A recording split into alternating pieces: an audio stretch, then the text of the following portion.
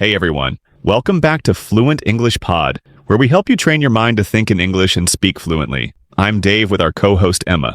Hey, we're so glad you're here. Whether you're listening on your way to work, while making dinner, or just winding down for the day, thanks for spending this time with us. Whether you are a new listener or a long-time one, we welcome you to our English podcast. Let's hear our today's topic. Today, we will dive into one of the toughest challenges for English learners, which is shifting from merely understanding the language to confidently expressing themselves.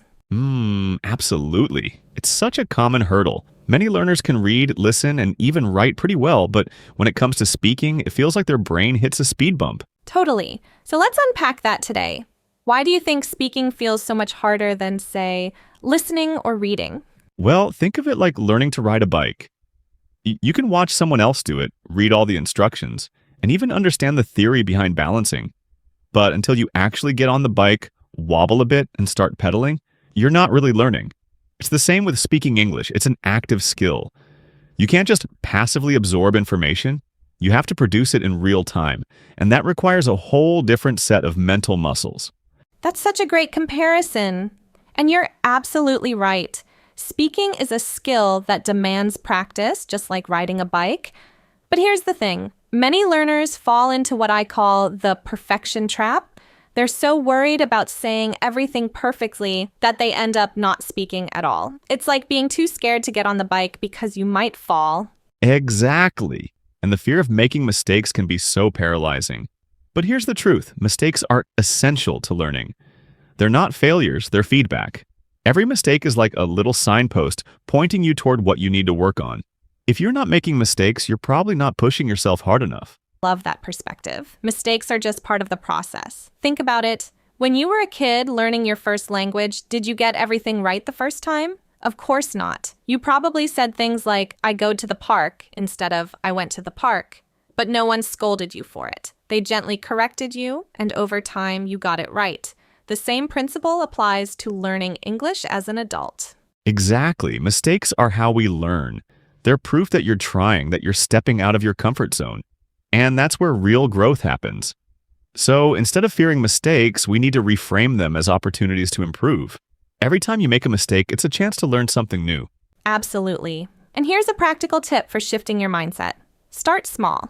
If the idea of speaking in front of others feels overwhelming, begin by talking to yourself. Describe your day out loud, narrate what you're doing, or even have imaginary conversations. The goal is to get comfortable producing English without the pressure of being perfect. That's such a great idea. It's like training wheels for your speaking skills, and once you feel more confident, you can start practicing with others. Maybe a language partner, a tutor, or even a supportive friend. The key is to create a safe space where you feel okay making mistakes. Exactly. And remember, everyone makes mistakes. Even native speakers. I can't tell you how many times I've stumbled over my words or used the wrong phrase. It happens to everyone. The difference is that fluent speakers don't let those mistakes stop them. They keep going, and so should you. Right. It's about building resilience. Think of it like this. Every time you make a mistake and keep going, you're strengthening your speaking muscles. Over time, those muscles get stronger, and speaking becomes easier and more natural. Love that analogy. And here's another way to think about it. Mistakes are like stepping stones. Each one takes you closer to fluency. So instead of seeing them as obstacles, see them as part of the path forward. Celebrate the fact that you're trying, because that's where the magic happens. And make sure to comment down all the new vocabulary you learned today, because sharing your progress not only helps you remember them better, but also inspires others on their language learning journey. Exactly. And one last thing. Don't compare your journey to anyone else's. Everyone learns at their own pace, and everyone's path is different. What matters is that you're making progress, no matter how small it might seem. Beautifully said. So to all our listeners out there, embrace your mistakes. They're not your enemy, they're your teachers. Keep practicing, keep speaking, and remember, every mistake is a step closer to fluency. Couldn't agree more. Our listeners might be afraid of mistakes, might be thinking that others will laugh at them. That's a common feeling that everyone has. Dave, tell me a suitable way to consider it in another perspective? One way to shift your mindset is to see mistakes as stepping stones, not stumbling blocks. Every time you make a mistake, you're actually one step closer to getting it right. Think of it like leveling up in a video game. You have to face challenges, defeat a few bosses, and maybe even lose a few times before you can move on to the next stage. Mistakes are just part of the process. That's such a fun and encouraging way to look at it. It really takes the pressure off, doesn't it? Instead of feeling embarrassed or frustrated, you can see mistakes as proof that you're growing and improving. Exactly. Another thing I always tell learners is to focus on communication, not perfection. The goal isn't to sound like a native speaker overnight. It's to express yourself clearly and connect with others. At the end of the day, language is about sharing ideas and building relationships, not about being flawless. That's such an important reminder. Language is a tool for connection, not a test you have to ace. So let's dive into some practical strategies. What's one thing learners can do to start building their speaking confidence? I always recommend starting small. Don't feel like you have to jump into a full-blown conversation right away. Instead, try speaking to yourself first. For example, describe your day out loud, talk about your plans, or even narrate what you're doing as you go about your daily tasks, like cooking, cleaning, or walking to work. It's a low-pressure way to practice forming sentences and thinking in English. Oh, I love that idea. It's like having a mini conversation with yourself. And the best part is there's no fear of judgment. You can take your time, make mistakes, and try again without worrying about what anyone else thinks. Exactly. And once you feel more comfortable with that, you can start practicing with others. Find a language partner, join a conversation group, or even record yourself speaking and listen back to identify areas for improvement.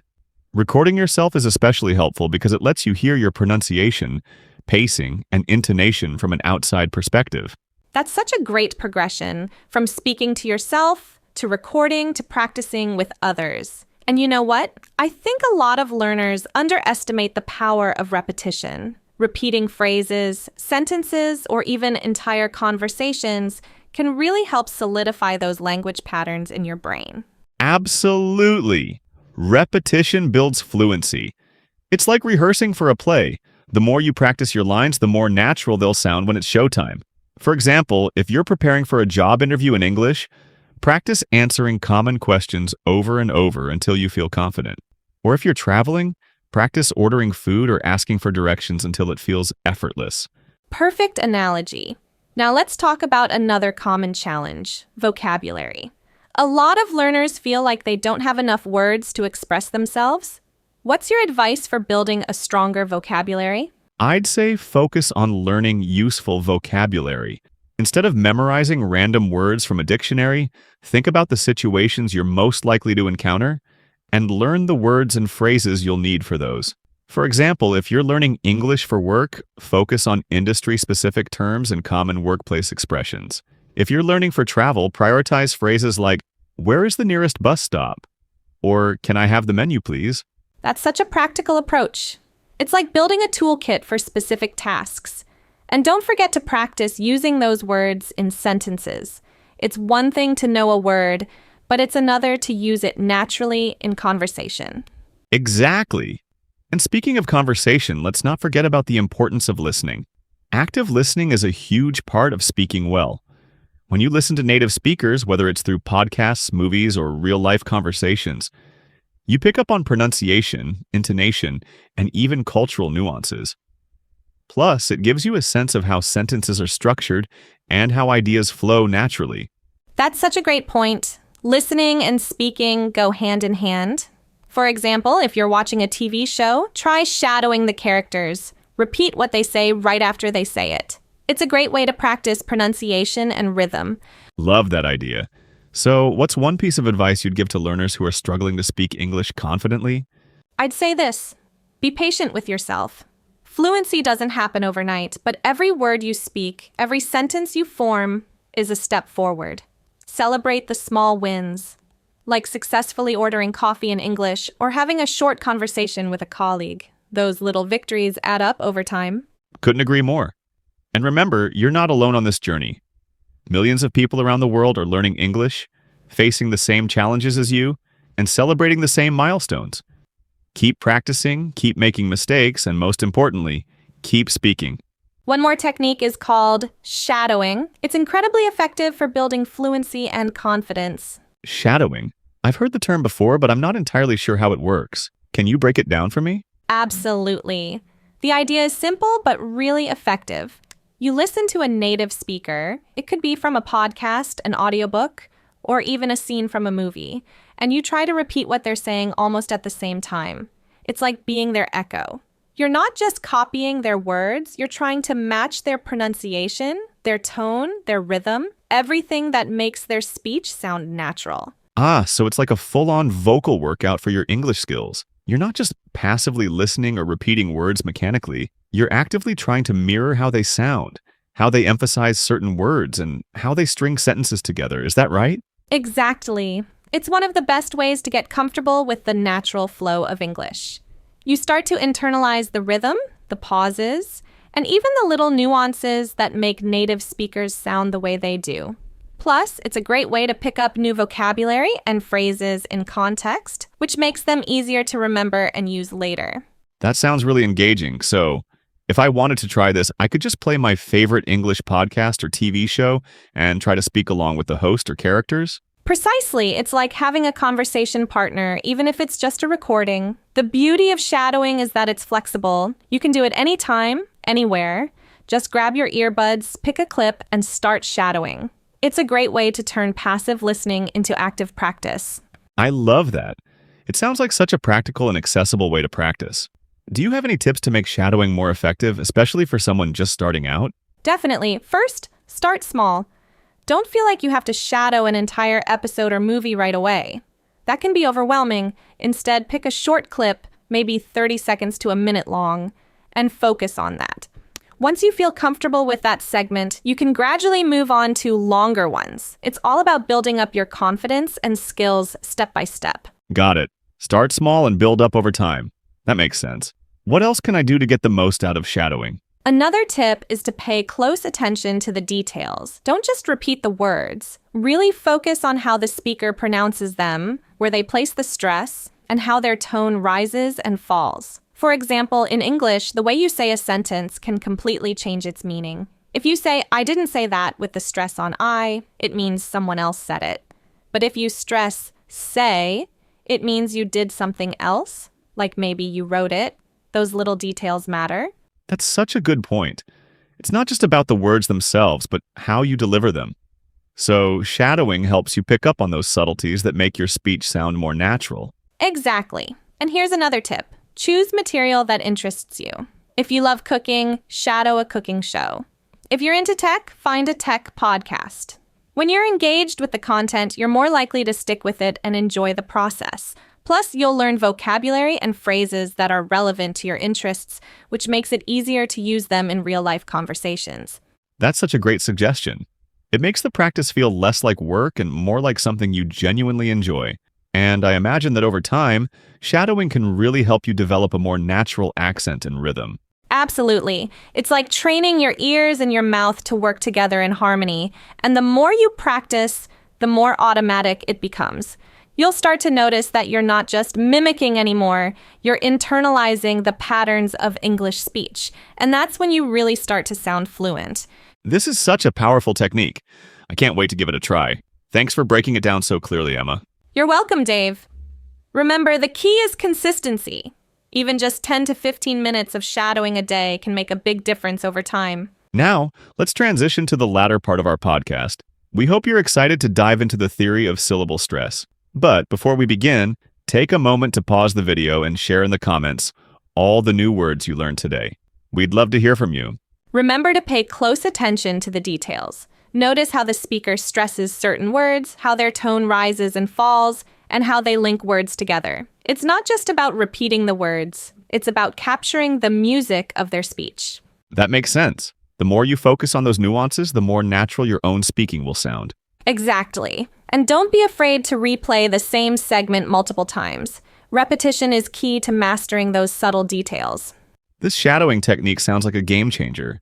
I'm definitely going to give it a shot. You should. It's a fun and effective way to boost your fluency. Plus, it's a great way to make your practice sessions more dynamic. Awesome. So far, we've covered thinking in English, overcoming the fear of mistakes, and shadowing. What other tips do you have for building speaking confidence? One thing I always emphasize is the importance of mastering everyday phrases. They're the foundation of any conversation. You mean phrases like, how's it going? Or, could you help me with this? Those kinds of things? Exactly. Even though they seem basic, they pack a punch. When you're comfortable with these everyday phrases, you gain the confidence to dive into conversations on any subject. For example, imagine walking into a cafe in a foreign country. Knowing how to greet the barista or ask for the menu can make all the difference. That really makes sense. It's like carrying a versatile toolkit that works in every situation. Right on. I suggest practicing these phrases regularly. Try saying them out loud during your commute or use them in different contexts. For instance, if you're learning how to introduce yourself, practice variations like, "Hi, I'm your name," or "Nice to meet you" in front of a mirror or with a friend. So it's not just about knowing the phrases, but being able to use them effortlessly, without overthinking. Exactly. Fluency comes from repetition and practice. The more you use these phrases, the more natural they'll feel. Got it. Focus on everyday phrases. Practice them until they're second nature. What else can we do to make the most of our speaking practice?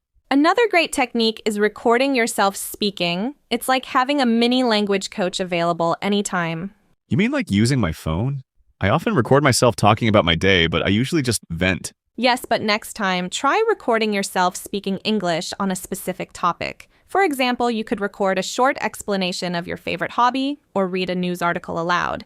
Then play it back to listen for your pronunciation, pace, and overall clarity. That's such a smart idea. It's like having your own personal language coach on demand. Exactly. And it's incredibly revealing. You might notice things you're doing well and areas where you can improve. It's a great way to fine-tune your skills. I can see how that would be helpful. What should I be listening for when I review my recordings? Exactly. As you listen, focus on a few key areas. Pronunciation. Are you clearly enunciating words? For example, if you struggle with the th sound in words like think or that, practice these sounds separately. Pacing. Are you speaking too quickly or too slowly? Try recording a short story and then listening back to see if your speech flows naturally. Intonation. Does your tone sound engaging or does it feel monotone? Experiment with varying your pitch to sound more natural, much like how a storyteller modulates their voice. That's such a practical tip. It's like getting instant feedback on your progress. I'm definitely going to start recording myself. Do it. It's a small habit that can make a big difference over time. And remember, the goal isn't perfection, it's progress. Love that mindset. Thanks, Emma. These tips are gold. I feel like I've got a whole new set of tools to level up my English speaking skills. They truly are. Stick with these habits, and you'll be amazed at how naturally your English improves. Couldn't agree more. Thanks again, Emma. This has been super helpful. It's been such an incredible journey exploring the highs and lows of learning to speak English, hasn't it? We've covered so much, from understanding how our brains process language to breaking through mental barriers and discovering practical techniques to improve fluency. And through all these conversations, one thing keeps standing out to me: the power of mindset. Absolutely. Your mindset is everything when it comes to learning a language. It's about how you tackle challenges, how you see mistakes, and how you keep yourself motivated, especially when things feel tough. It's not just about the tools and strategies you use. It's about building that inner confidence and believing in your ability to grow. Exactly. And a big part of that mindset is setting realistic expectations. Let's be honest, learning a language isn't something that happens overnight. It's a marathon, not a sprint. You can't expect to build a skyscraper in a day, right? Right. And when we set unrealistic goals like wanting to be fluent in a week, we're just setting ourselves up for frustration. It's about finding that sweet spot, pushing yourself to improve while also being patient and kind to yourself. Progress takes time, and that's okay. Totally. And I think it's also important to define what fluency means to you.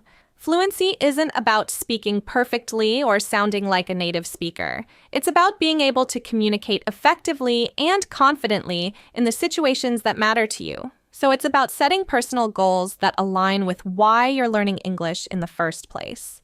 That's such a good point.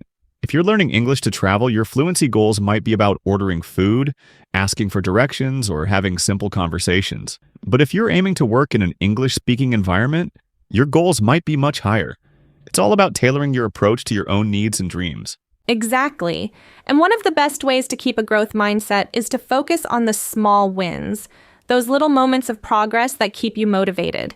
Instead of stressing over what you don't know yet, celebrate how far you've come. Love that. Every time you learn a new word, understand a tricky sentence, or have a successful conversation, take a moment to acknowledge that. Give yourself credit for those small victories. They add up. Absolutely. It's so easy to get caught up in the challenges and forget to appreciate how much you've already achieved. Those small wins are what keep us motivated and moving forward. It's not just about the end goal, it's about enjoying the journey and celebrating every step along the way. Well said. And another key part of mindset is resilience. Let's face it, there will be times when you feel stuck, frustrated, or even tempted to give up. Everyone hits those walls where it feels like no matter how much you practice, you're not getting anywhere. But the key is to not let those moments define you. It's about bouncing back, learning from the setbacks, and finding ways to push through. Exactly. And one of the best ways to build that resilience is to surround yourself with a supportive community. Find language partners, join online groups, or connect with other learners who get what you're going through. Having people to cheer you on and hold you accountable makes a huge difference. That's so true. It's like having your own personal cheer squad. And remember, you're not alone in this. There are millions of people around the world learning English, facing the same challenges and celebrating the same victories. We're all in this together. You know what else can really boost a positive mindset? Practicing gratitude. Gratitude? How does it help in language learning? When you focus on gratitude, you're shifting your attention from what's missing to what you already have. In language learning, this means appreciating all the amazing tools at your disposal.